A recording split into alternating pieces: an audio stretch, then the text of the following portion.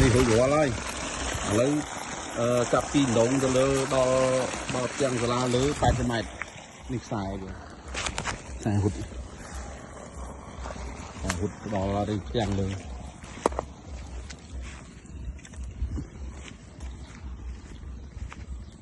ដើរទៅស្ដៅផ្ទាំង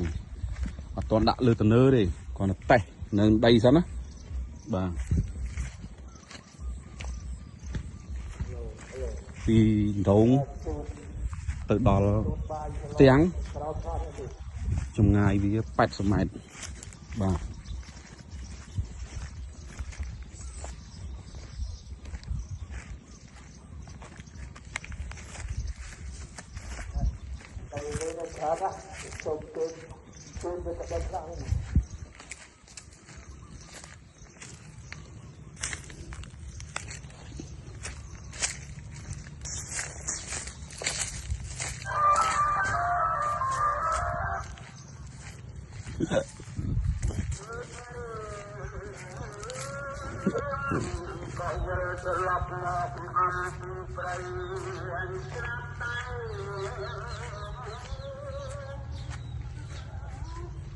បាទឥឡូវខ្ញុំមកដល់ផ្ទាំងនេះបាទ8ផ្ទាំងក៏ចេញ4ផ្ទាំងក៏ចេញដែរតែរួចអស់ហើយប៉ុន្តែ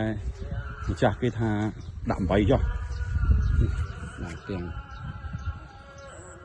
4លើ4ធំស្រូវ